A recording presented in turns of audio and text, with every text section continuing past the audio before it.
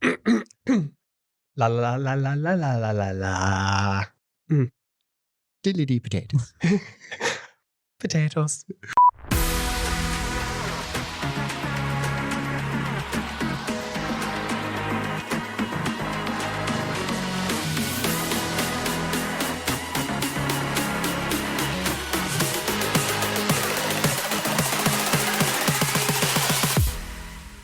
Ahoy hoy, and welcome to another episode of Let's Talk. I am His Serene Highness Shaun 1, Prince of Let's Talk. And today I'm back in the garage looking gorgeously tanned, yet very tired, like Pedro the raccoon constantly spinning those beats. As always, I'm joined by my favourite poker face Ginger. Let's hear it for the boy. Buoy, you idiot. Boy! Aaron Best. Do it again. No, that's kind of fun.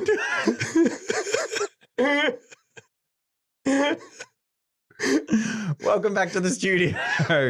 How does it feel to be back? Buoy! Buoy. Buoy. I've forgotten how dark it gets here at 6 p.m. It's cold and there's no pastitserias near me. While I had an amazing trip away, I've enjoyed being back home with my puppy Maple, who's been living with you for 5 weeks. Yes, as much as I do love her, I am glad to hand her back to you. She's too clever for her own good and gets into everything in my apartment. It is nice to know that when I get home each night, I don't have to look at what's being destroyed. She's an absolute menace, but smart like her dad. That said, let's get into what we're here for today. The 2024 Formula One Monaco Grand Prix, Charles Leclerc's home race, and probably one of the most iconic races on the F1 calendar, being a beacon of glamour, fame, and fortune since 1950. Yeah, the Monaco Grand Prix is a unique circuit around the streets of Monte Carlo. It's the shortest race in the calendar. In fact, it has an exception allowing it to be shorter than the minimum race distance required by F1 regulations. And it contains some of the most well-known corners of any track, including the slowest corner of any F1 racetrack at just 50 kilometers per hour around the Grand Hotel hairpin. This year marks the 70th Monaco Grand Prix and the 40th anniversary of Ayrton Senna's first podium. Fun fact, Senna also won the race 5 times with McLaren between 1989 and 1993.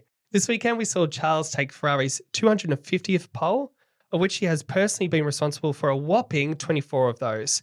But before we get into more about the race, we better welcome today's guests. Plus, I reckon we should go and do a little check-in on our 2024 predictions. I've also just realized that I'll have to work out how to do this next bit when I edit it, because technically we haven't done this before. We haven't, but how about if I give you a pause here so you can kind of work out what kind of theatrical moment you're going to bring to the final edit.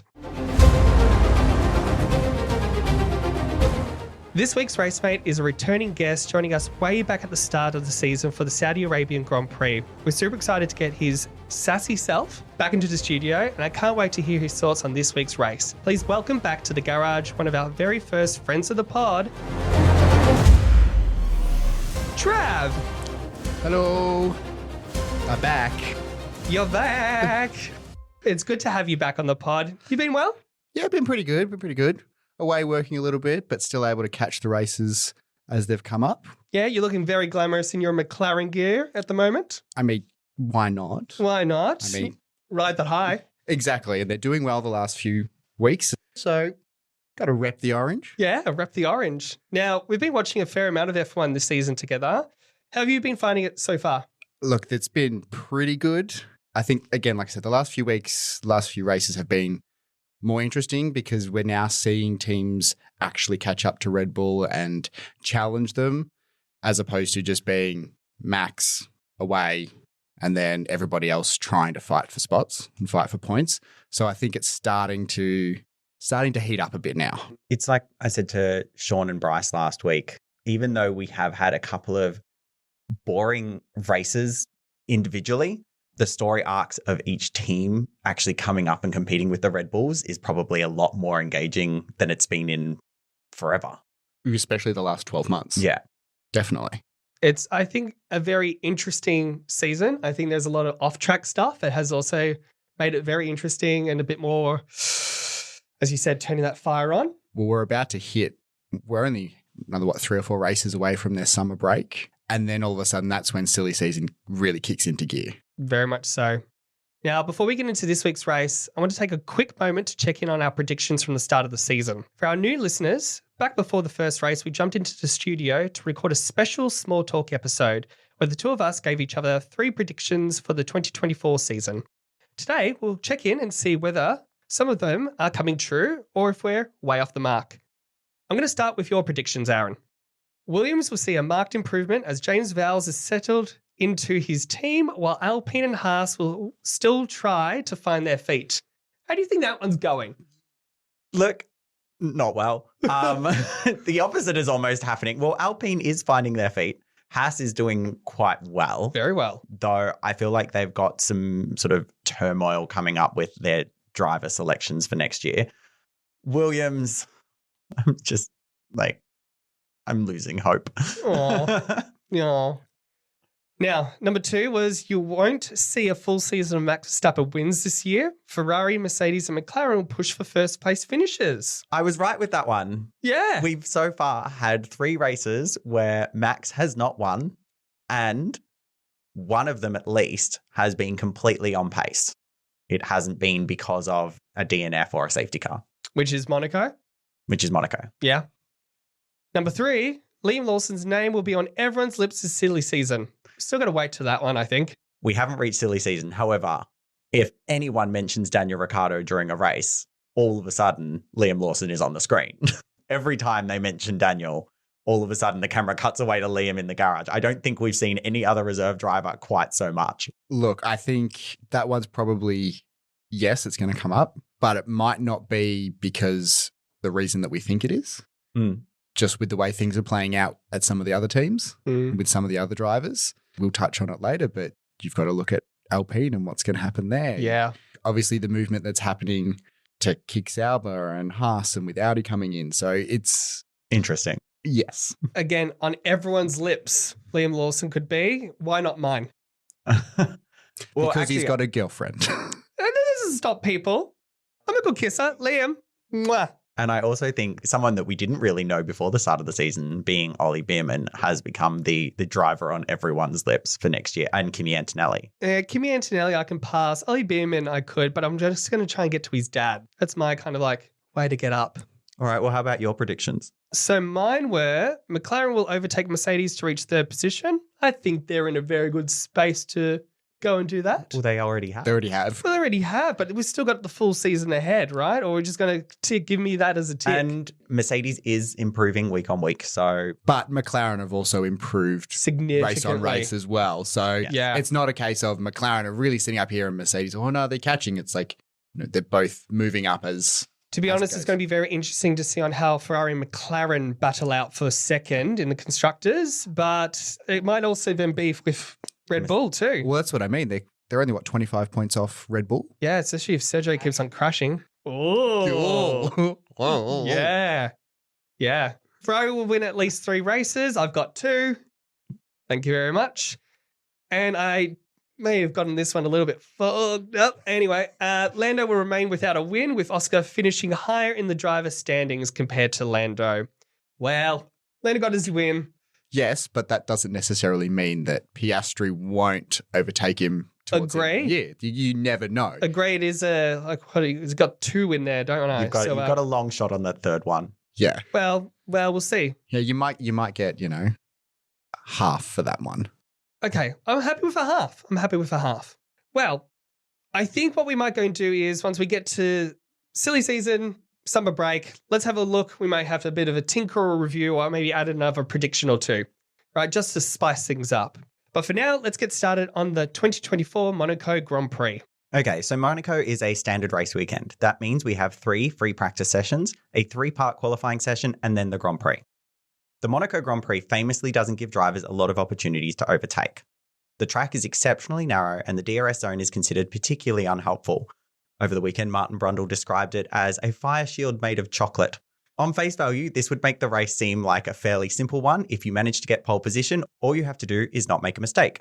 And therein lies the real challenge with Monaco. This track is considered very mentally taxing for the drivers. As I mentioned, the single DRS zone along the main straight, which isn't actually straight, does not provide enough distance to create an opportunity for drivers to complete an overtake. The rest of the track is littered with corners. In fact, the Monaco circuit has the most corners per kilometre of any Formula One track. What this means is there is a lot of braking and not a lot of full throttle racing. This causes a problem because it's not something that these cars like to do. This generation of Formula One cars are V6 hybrids. They use an electric motor and battery to provide additional power to the car at the driver's discretion. The battery is recharged using thermal energy from the V6 combustion engine and kinetic energy from the brakes. Because Monaco has a lot of braking, the battery is recharged quickly and easily, but the track doesn't provide as many opportunities to use that energy. If the car's battery is full, the system that converts kinetic energy from the brakes disengages. This causes the regular brakes to work even harder, and they in turn can begin to overheat and wear out.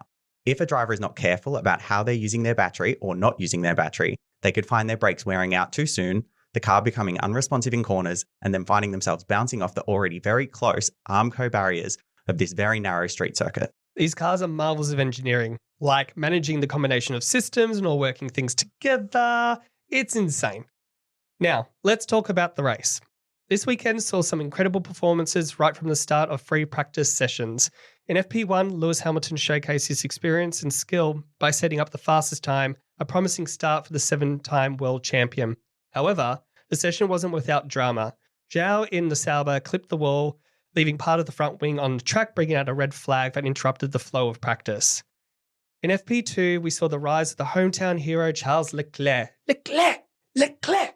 The Monegasque driver topping the timesheets, thrilling his home crowd. He carried his momentum into FP3, once again clocking the fastest time. Meanwhile, the Red Bulls faced significant challenges, with the track's infamous bumps and curbs throwing their setup into disarray. Many other drivers also struggled with their setup issues, but between sessions, those teams managed to find ways to mitigate those problems that Red Bull just couldn't overcome. Qualifying brought out some surprising results. The top 3 positions on the grid featured a unique and thrilling lineup, with Charles Leclerc securing pole position, making the home crowd roar with excitement. In an incredible feat, his newly adopted son, Oscar Piastri Leclerc, locked up the front row alongside him. Carlos Sainz followed closely, taking up the 3rd spot on the grid. Max Verstappen, who had been on a run of 8 successive pole positions until now, only managed to qualify in 6th, ending his dominant streak tied with Ayrton Senna's record. In Q1, we saw some surprising eliminations, with Fernando Alonso and Sergio Perez both failing to advance into Q2. On the flip side, we had an unexpected inclusion, with Pierre Gasly and Alex Albon each making it into Q3. The race day at Monaco started with a bang. Oof! Quite literally. The first lap was fraught with incidences. The crowd witnessed 3 significant collisions, all before turn 9. Oscar Piastri and Carlos Sainz made contact at turn 1, leaving Sainz with a puncture, losing multiple places shortly thereafter. Teammates Esteban Ocon and Pierre Gasly were fighting for position when Ocon lifted Gasly into the air, leading to Ocon's eventual retirement. But most spectacularly, Kevin Magnussen, Sergio Perez collided after the first corner, causing a large crash that also claimed Nico Hülkenberg and retired all 3 cars. These incidences led to an early red flag, resetting the grid. This reset, though, saved Sainz's race, as the restart positions were taken back to the point before he had been overtaken on lap 1 due to his incident. This also gave all the drivers a chance to change all their tyres. An opportunity like this in a race as short as Monaco negated the need for many of the drivers to then pit again. Following the early turmoil, the race settled into a more strategic affair. A Monaco Grand Prix without any pit stops, though, is not very exciting. Max Verstappen even went as far as to call the race boring, as teams focused on playing a game of chess, strategically speeding up or slowing down, trying to avoid giving their rivals a pit window to execute an undercut.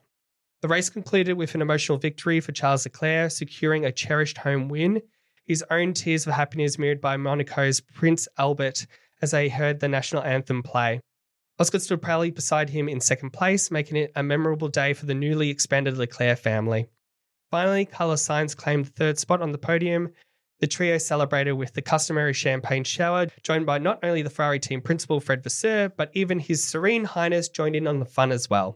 Honourable mentions go out to George Russell, who managed to finish 5th ahead of Verstappen, and to Alex Albon and Pierre Gasly, both whom claimed their team's first points for the season. Job well done. That wraps up the 2024 Monaco Grand Prix. It was a weekend filled with drama, strategic battles, and heartfelt moments. A boring race aside, we may be witnessing the end of the Max Verstappen Red Bull era, and that is something to be excited about. So, boys, what do we think? Do we start off with Ferrari or Red Bull first? Well, let's start with Ferrari.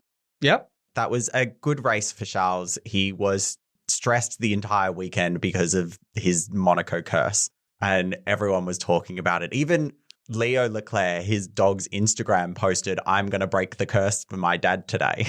How many likes or followers does that dog have now on Instagram? Oh, probably more than anyone win. Probably a lot. Yeah, because he's getting marketed like no tomorrow. That I mean, he's like the luckiest dog in the world. is he a good boy?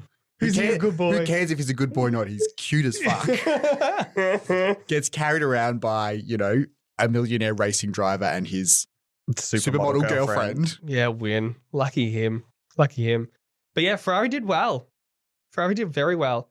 Leclerc would have to be feeling so much pressure because of having this curse, but he had a really good race. He didn't do anything really wrong at all. I did love after the race, they were talking to him, and because I think it was around lap 75, lap 76. He goes, I was coming out of the tunnel and I'm like, why can't I see properly? And then I realized I was crying and I'm like, no, I can't do that yet. And he's like, I composed myself for the last 2 laps. Oh, I mean, look, it is one of those races where if you set yourself up in qualifying, Yep. it really does play into your hands for the rest of the race.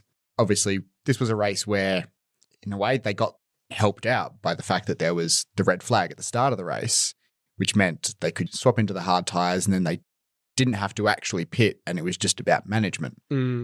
It also, as we said in the summary, if they didn't have the red flag and didn't go back to the point in the track that they did, Carlos Sainz wouldn't have gotten anywhere near as high as he was, because they ended up taking the only point at which they had the telemetry from all the cars was the end of the pit lane.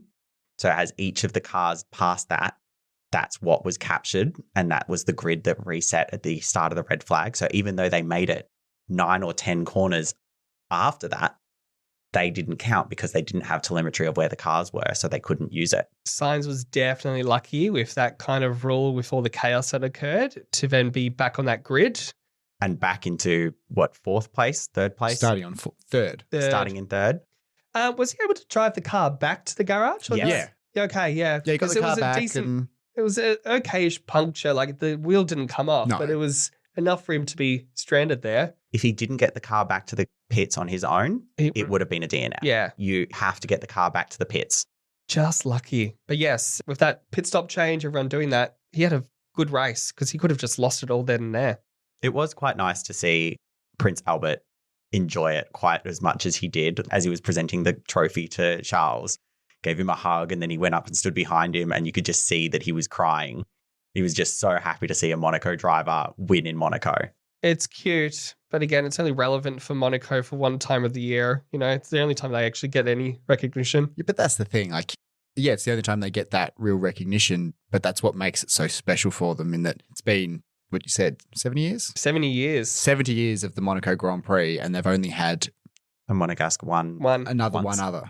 So this is the second time. Potentially now, if Norris wins, it counts as well. No, if Piastri wins. No, Norris has moved to Monaco for tax reasons. Yeah, but that's not. But is that really his? That's not going to become his nationality. No, so he because he wasn't born and bred. No, but he now is he's a citizen of Monaco for tax reasons. He's literally come out saying it's for the money. Yeah, no because shit. they don't have income tax. Yeah. I mean, most of the drivers have Yeah. places there anyway, particularly for that reason. Probably Yeah. only the French drivers that don't, because they're not allowed. They're not allowed in Monaco.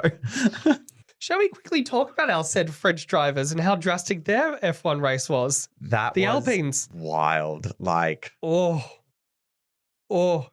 Can you imagine being on that pit wall and then seeing that footage, or getting the radios coming in going, this just occurred? or even just watching Bruno lose his shit and start screaming about Ocon's going to have consequences. Yeah. I live for this. I'm here for the drama. I reckon it might be my top, to be honest. Yeah. Because it's just insane. And to be honest, don't really like them. So, yeah. Well, look, I don't mind Gasly, but Ocon's just a prick. Let's call it what he is. Let's call him what he is. He's a prick. Yeah, I'm surprised he's been in F1 for this long. Especially when I think of Hulkenberg, right? So he's taken these time off and come back in, right? I feel like if you had to have a chance of keeping a driver that was in there for longer, get rid of Ocon. Hulkenberg should have maybe taken a spot. It's also interesting that Ocon has been the one being talked about not having as safe a seat next year with Alpine, that Gasly is bit of a safer bet for them.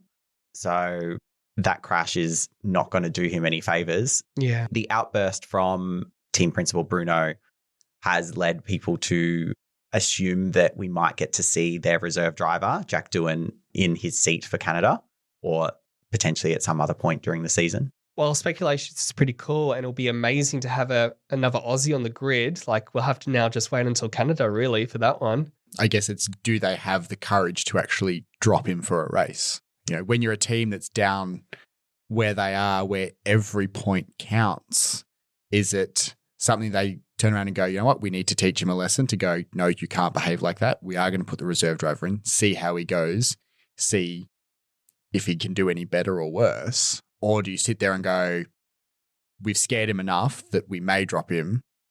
Maybe that might pull him into line where he drives better so that they can potentially still maybe touch the points. I think that goes back to the same thing that we were talking about a few weeks ago, in that they're potentially wanting to bring points down all the way to 20th position.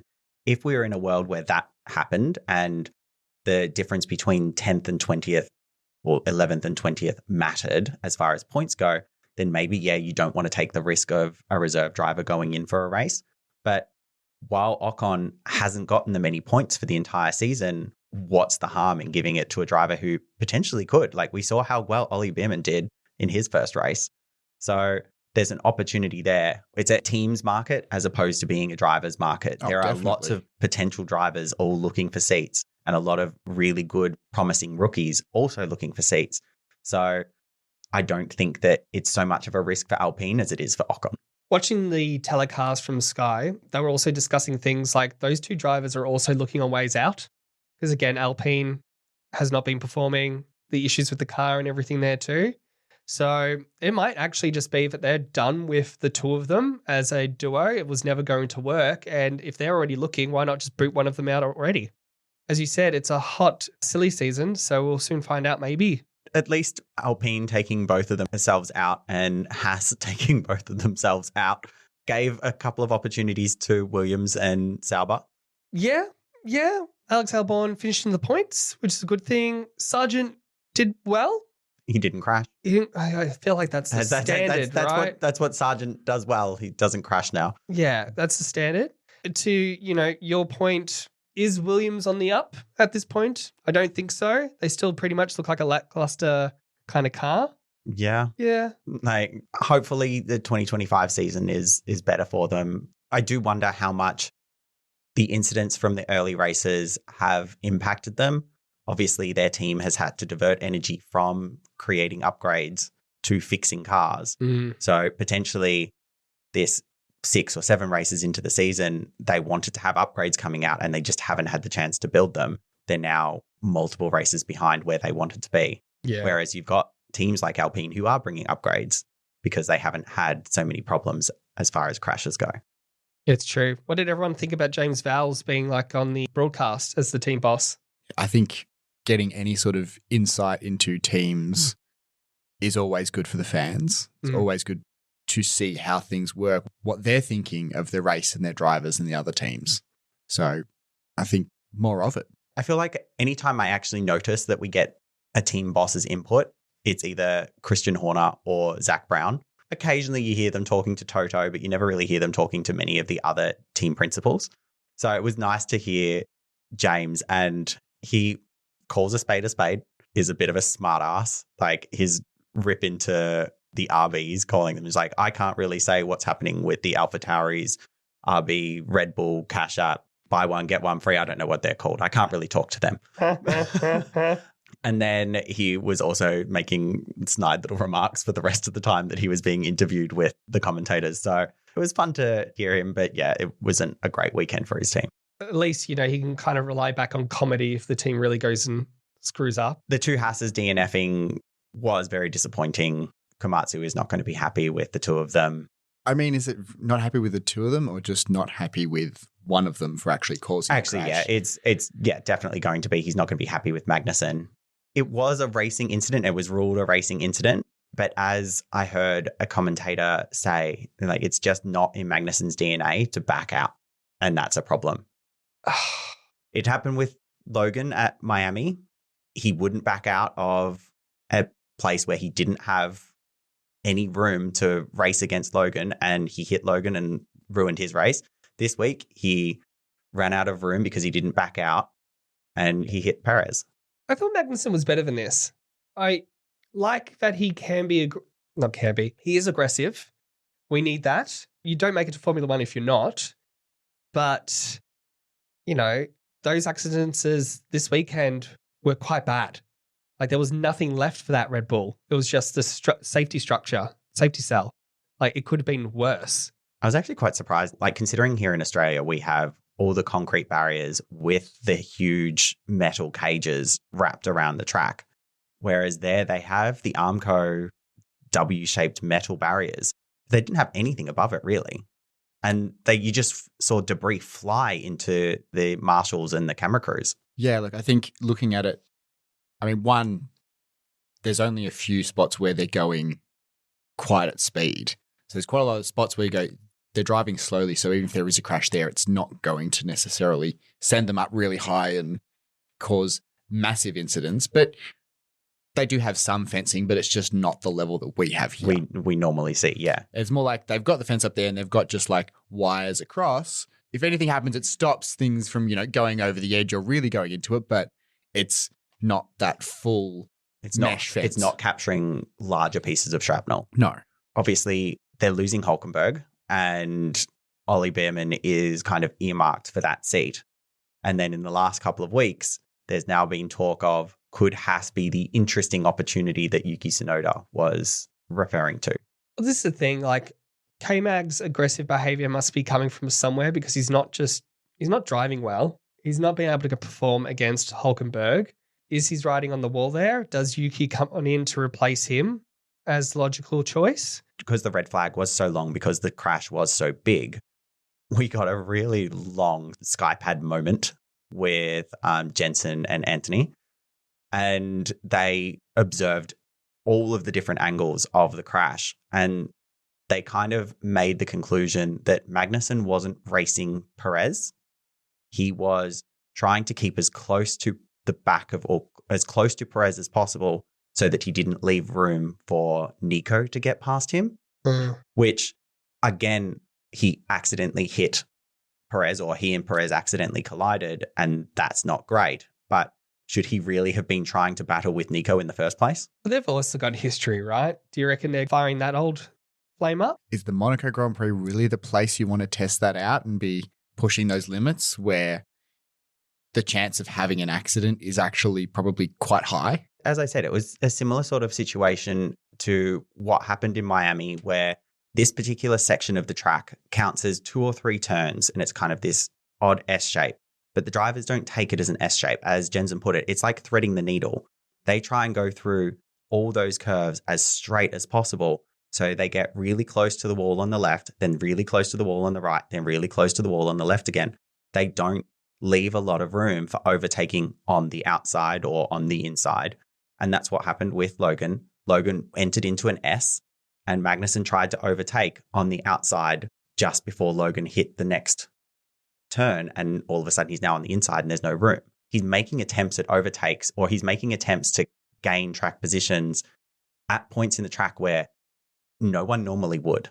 So then his overtake was not going to happen anyway. So why do you do it? It wasn't an overtake. It was just him trying to maintain position in front of Hulkenberg.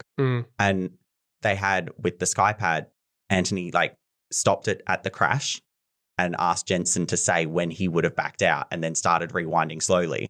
And he was rewinding for a solid 30 seconds before Jensen's like, I would have backed out way back here, long before it got anywhere close to him getting clipped.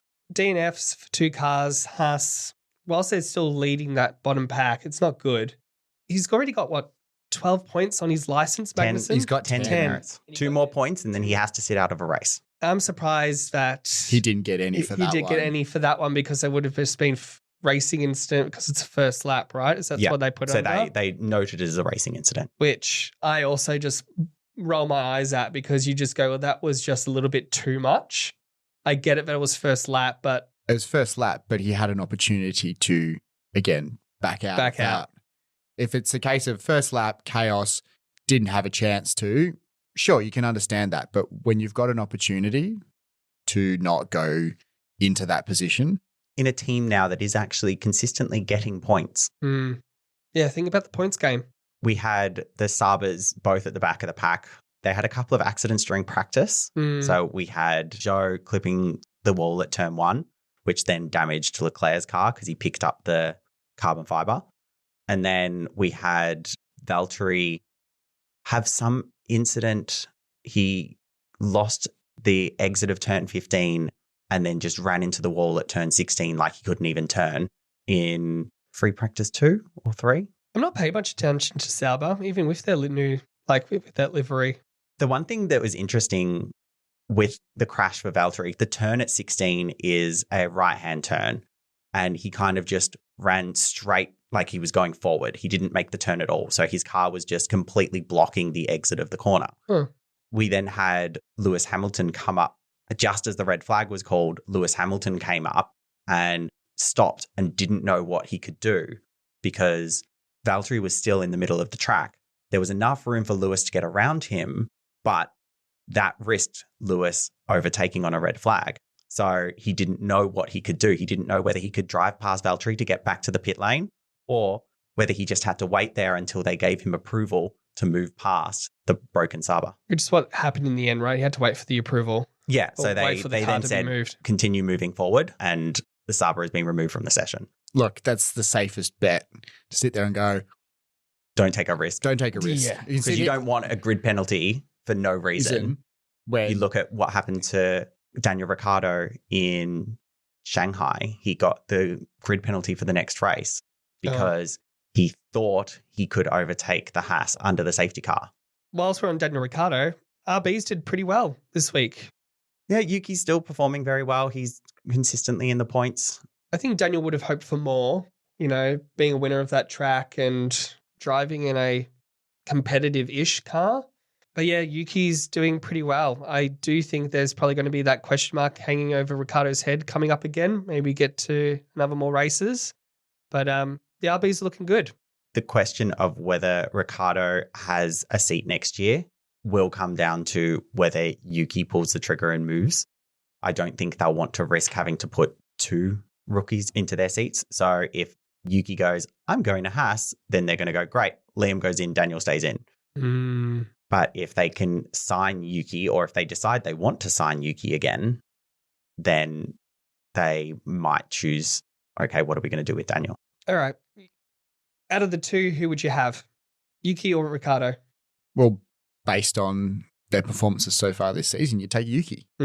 Even though, yes, Daniel's an experienced driver, he's won races, all of that. Putting him in relatively the same car, like you can't sit there and say, oh, my car's different to Yuki's. Correct. The same car, and he's just not able to get out of it what Yuki can. Yeah. Again, like we said, this is a team game.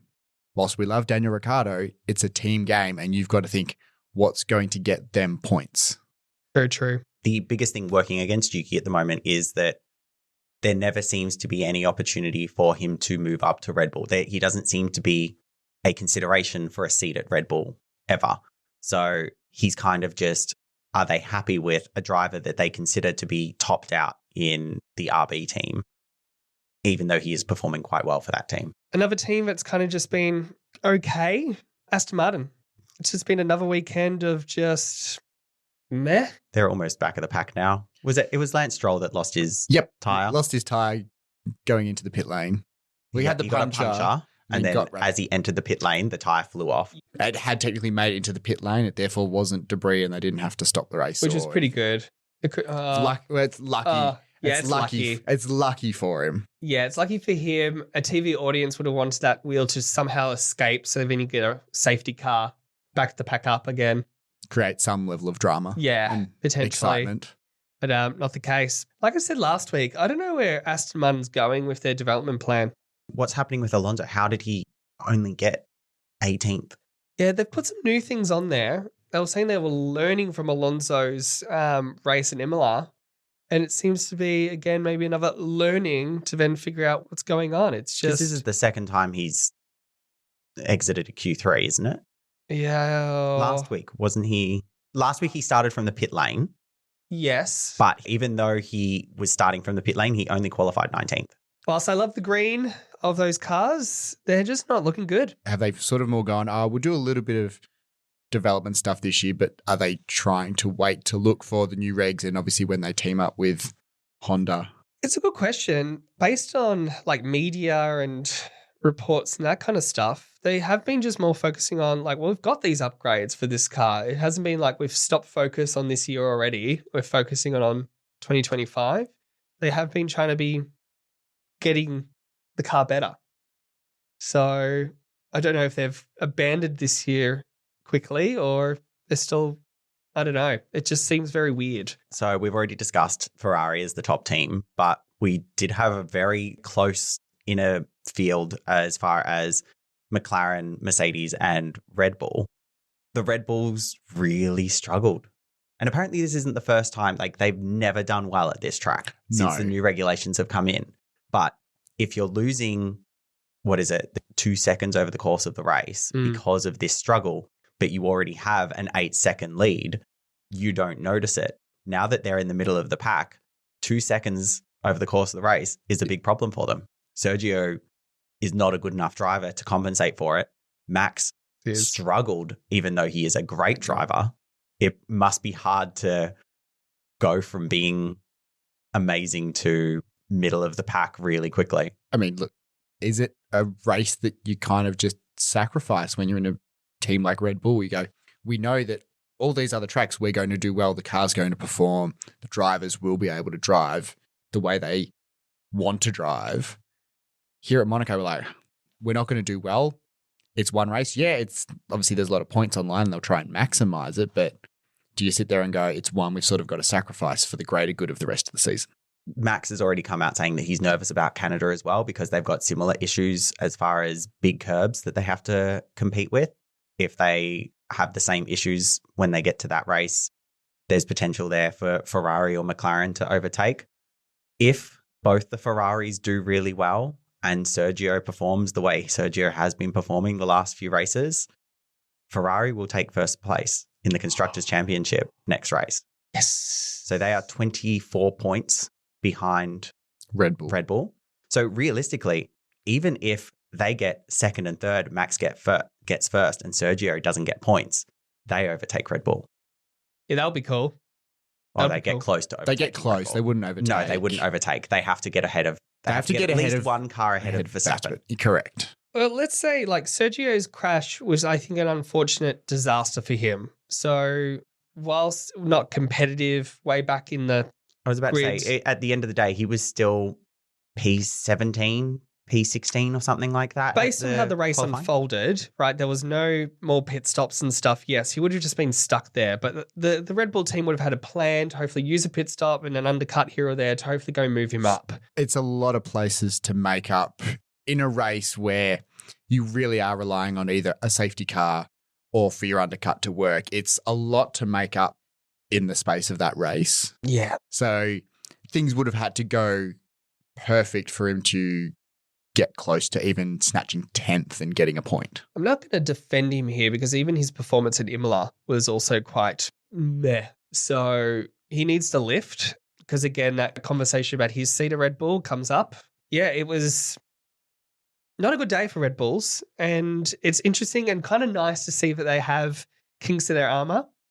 So it's actually nice to see that these types of tracks, they're having to do a lot more to at least stay ahead of the pack. If not, then they're going to fall back, which is quite exciting for the sport. Jos Verstappen is getting quite outspoken about his disappointment in how the team is performing. Why? He thinks that they should be better. Like, he obviously wants Max to be at the front of every race. And so he was already grumpy with the team from the start of the season. And now that they no longer have that Red Bull dominance, that Red Bull shine that kept them ahead of the rest of the pack, he's now, I think, the romance is dead between Jos Verstappen and Red Bull. Romance has been dead since the start of the season with the whole allegation stuff. Well, I was right? going to say how much of this is his own doing, though.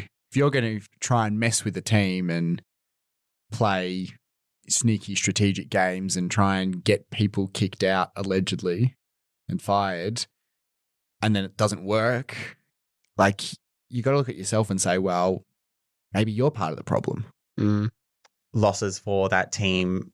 We did see Adrian Newey at the Monaco Grand Prix, which even the commentators were kind of surprised to see him there. He was in full Red Bull kit for FP3 in qualifying. He was not in Red Bull kit for FP2. He was just standing in the garage in jeans and a polo. We're not sure how much he's allowed to see, how much he's allowed to do. Well, he's still employed by them. Oh, he's not on gardening leave or something like that. He's not on gardening leave. However, they did say that he would be moving towards, I believe, their WEC car instead of working on their Formula One car. I mean, I guess with what we were just talking about with Red Bull not being so strong at Monaco and potentially in Montreal, was it a case of they're allowing him to be there to maybe try and at least pick his brain for the last few things to try and help with these issues that they're obviously having? Yeah. Yeah, so that means it must be an aero issue because that's his kind of forte. And was it the fact that they're having to raise the ride height of that car a little bit just to go over those curbs, which has unsettled that car? So the issue with the Red Bulls was that their floor is too stiff. Their car is amazing for downforce. So it's on rails through corners, as Max says. And they have achieved that through a really, really stiff floor. So the problem for the car is as they hit a bump, the car lifts off the ground. All of it comes off the ground. It doesn't bend and morph around their curb the way the other cars do. And so they lose all their downforce. They lose the ability to take the corner. They then tried to adjust the suspension between the free practices. But what that ended up doing was just creating so much oversteer. They just kept losing the back wheels. So even the fix to compensate for what was their dominant feature wasn't able to make Monaco any better for them. Their flaw is the reason that they've been so successful because they can take corners on rails. I love something stiff. Yeah. And rail. And rail. Ooh. Stiff, hard railing. I was getting flustered with that whole conversation there. The Mercedes team did pretty well this race. It was quite an interesting thing, particularly in the sort of 20 to 30 lap period where you kind of had the two Ferraris and McLarens up the front, and then you had Russell about 8 seconds back.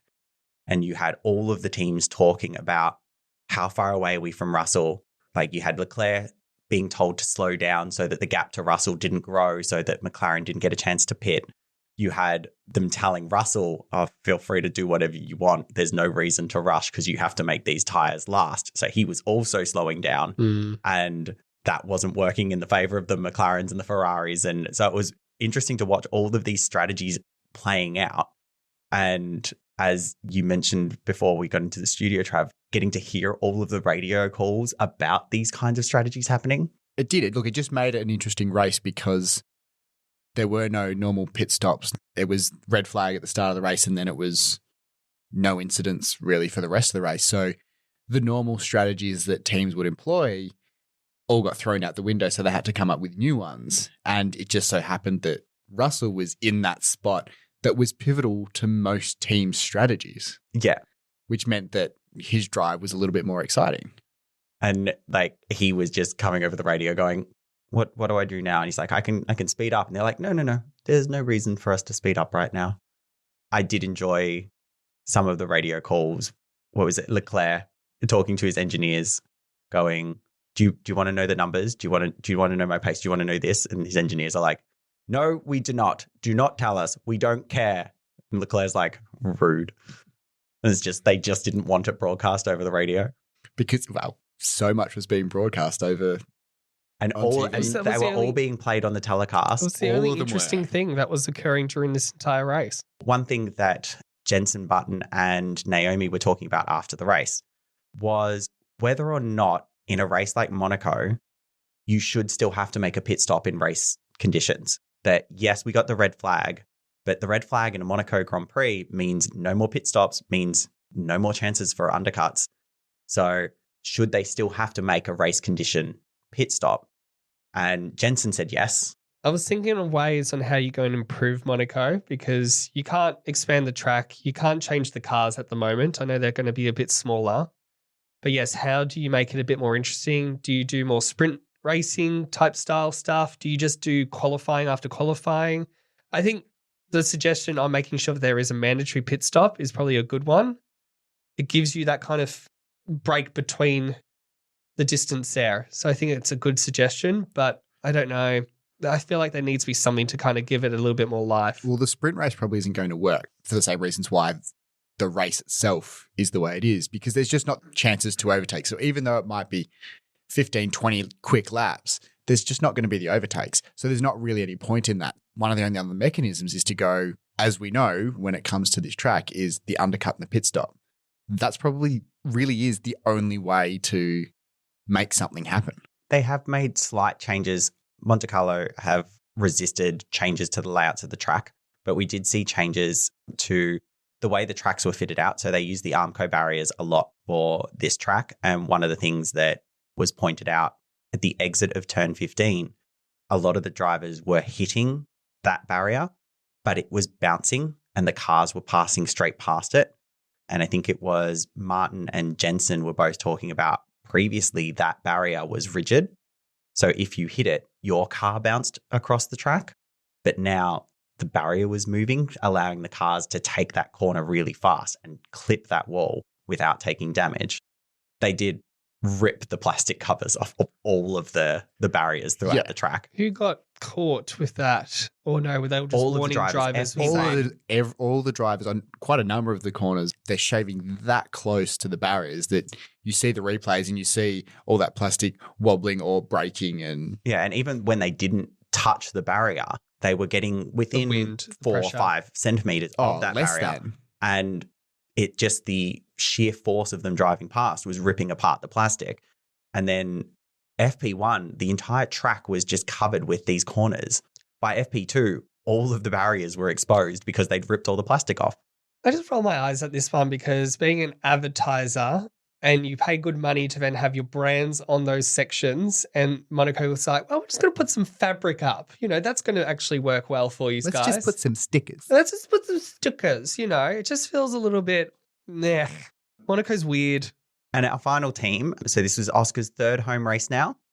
Third home race, yes. Yeah, He so keeps he's on had adding Australia, a couple, doesn't he? Then he's 1/16th Chinese, and now he's been adopted into The Leclerc family. the Leclerc family. He's just going to have maybe that's one of my predictions. He's going to have 5 home Grand Prix. Races. Yeah.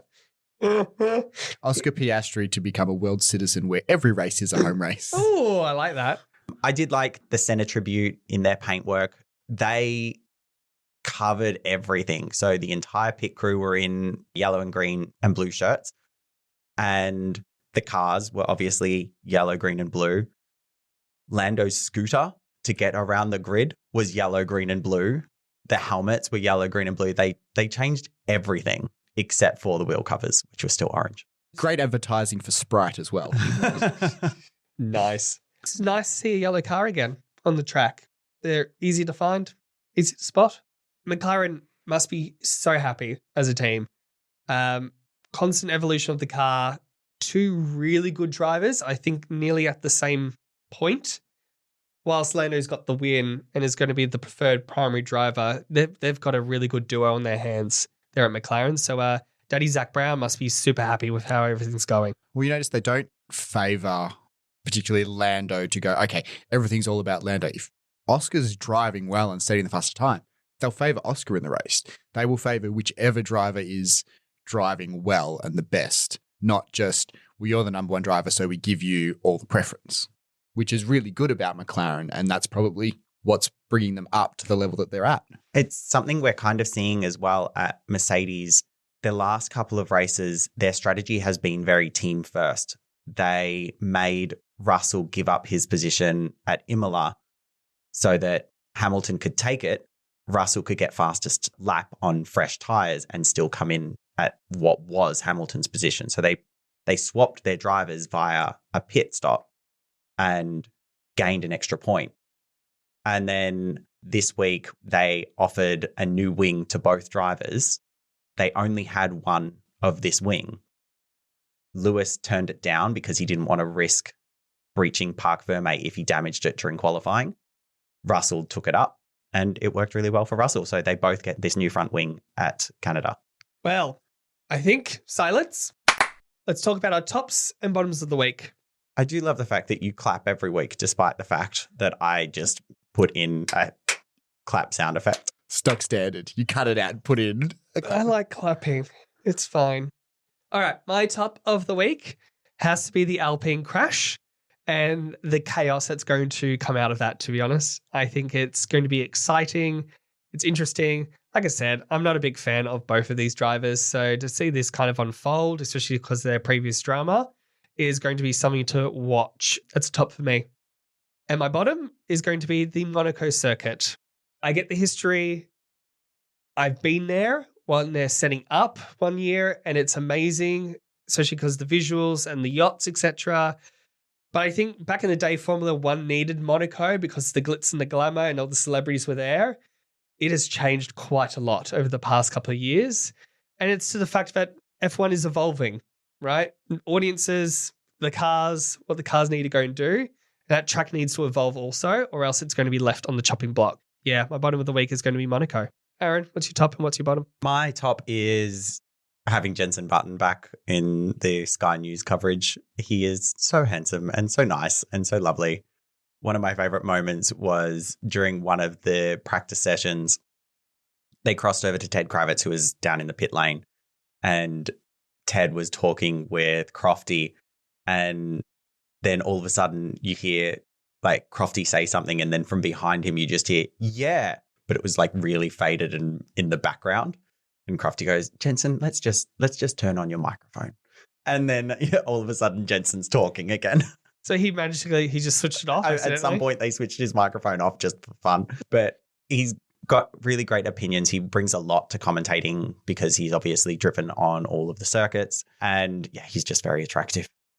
My bottom for the week, and you've said the Monaco circuit, I'm going to go with the lack of overtakes, to the point that there were more cutaways to drivers' girlfriends than there were overtakes. I think it was 7 cutaways to girlfriends and 5 overtakes for the entire race. But was that for them to be like, oh, here's the glitz and the glamour of the driver's girlfriends? Like, where is the... No, that was purely for airtime because there was nothing else to show. Was that during the red flag? No, during the race. I'm asking these questions because I did fall asleep during the race. Again, you didn't miss much. Yeah, that's it. As we said, they cut to a lot of replays, and particularly radio replays. They cut away to just the girls watching the race up in the boxes. And yeah, there wasn't enough happening on track for them to talk about. So they just, started filling in time. Yep. All right, turf the track. Trav, what's your top and bottom? So my top for the week, and again, this goes, I guess, almost to Aaron's bottom of the week, because of the fact that there was lack of action on the track. They were cutting away a lot more to the driver radios, which did give us some really good insights into the way these drivers think. Oscar Piastri wondering what Leclerc's doing, like, why is he not going slower when that's what they'd be doing if they were in his position? He's going quicker, like, what's going on there? Leclerc going, why do you want me to slow down? Like, I want to go faster. This isn't working for me. This isn't good for me and for my tires and for my car. Max Verstappen going, this is fucking boring. I should have brought my pillow. So it was that was really good to see more of that and hear more of that. Yeah. To get into their heads. And the fact that they had the brain space to be thinking like that whilst driving around Monaco, which is such a taxing circuit. What I do miss when you're there at the track is those team radios, because you don't get to hear a lot of those because of the crowd noise, or they're not broadcasted on those TVs. So yeah, team radios are an absolute win in terms of coverage and knowledge on what's going on in the race. Exactly. My bottom for the week, though, has got to go to Martin Brundle. What do you do now? That grid walk was an absolute train wreck. He started funny. Started at the back of the grid. He's going, here, I'm at the Haas end of the grid. Oh, Little bit of a punch there. yeah. But it was funny, but there was nobody really down there to talk to. And he slowly made his way up the grid. But trying to talk to some of these celebrities, some who had no idea about Formula One, some who were sitting there, they're just wanting photos, sort of saying to him, okay, oh yeah, look, I'll get you in a second. There was one instance of a European football player who was like, told him to sort of wait. He was getting a photo. Then after the photo was going to come back to him. And in that instance, another broadcaster from Europe then tried to muscle in and get the interview first. And Martin's like, hang on a second. No, he said he was coming to me next, and like really pushed in. And it just wasn't good to watch, but you sort of couldn't look away at the same time. I almost think that it's one of those things that maybe they kind of need to set it up a little bit differently, whereby there are going to be celebrities there. You talk to them beforehand and go, right, can we talk to you on the grid, and actually set it up a bit better rather than having it so, oh, I'm here. Oh, who are you? And try to have a conversation with them where they don't know what they're talking about. And it just becomes dead air. It is interesting to have the constant kind of, we've got celebrities out here, and most Formula One people, you might not recognize his face, but you do know who Martin Brundle is. And if someone walks up to you with a Sky Sports microphone in hand, you kind of know that they're probably going to be someone who's kind of important as far as commentating for the sport goes. So it is interesting to kind of see when they do have celebrities out there that just don't know what's going on. I think we saw a reel this week of Christina Aguilera taking photos, and the commentator goes, and here we've got Christina Aguilera pretending she gives a shit about Formula One. Oh, yeah, no, bad. Well, that brings us to an end of another Grand Prix and another weekend of what is turning into a very competitive season. So, Trav, in your last race with us, you were most looking forward to the driver movements, especially with Carlos, and also the back of the field challenging each other to get more points. Has what you are most looking forward to changed much? Well, yes and no. I'd say still looking forward to all that driver movement and what's still to come, because there's only been one or two sort of announcements, and we know that there's going to be a lot more. With no Alpine, there's going to be announcements. Haas, there'll still be announcements. Red Bull, what are they going to do there? Williams. What's going to happen? There's so many movements that still have to come. And obviously, we are seeing those teams at the second half of the grid all challenging each other to try and get the points. So that's still really exciting. But I think now that we've seen Red Bull lose that gap that they had on everyone, it's now making, instead of it being Red Bull, then your next chunk of top teams, then your bottom half, you're now getting those top teams. They're all catching up to each other. So it's making the races more interesting, whereby Max might not win them all. And we're starting to see that, which is quite good. Well, Trav, thank you for joining us on Let's Talk once again. I have to get you a special little friend of the pod badge so you can wear it with pride. Thanks for having me. Ooh. So now it's time for another 2-week break as the teams cross the Atlantic Ocean for the Canadian Grand Prix. With the grid seemingly opening up in the last few races, as we mentioned, will we see a Red Bull, a Ferrari, a McLaren, or even maybe a dark horse Mercedes cross the finish line first in Montreal? As always, make sure you're subscribed to Let's Talk wherever you get your favorite podcasts, and leave a review, preferably on Spotify, as we're both Android boys and can't see Apple Podcasts. Now, let's see if I can remember how to do this. If you want to get involved in the conversation, come and find us on social media at Let's Talk Pod Show. Wait, no, got it wrong. Didn't do it. Yay! You can find us on social media at Let's Talk Show. Let us know your tops and bottoms and share your predictions for the rest of the 2024 season. And now that's all from us. Welcome back to the studio to me, and thank you for everyone for tuning in. We'll catch you next time on Let's Talk.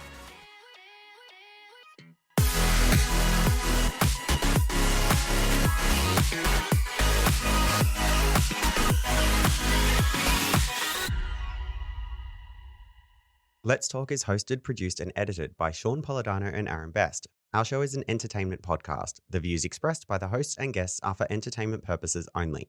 Let's Talk is recorded in Paran in Naarm, Melbourne, and we would like to acknowledge the Wurundjeri Woiwurrung and Bunurong people of the East Kulin Nation, the traditional owners of the land.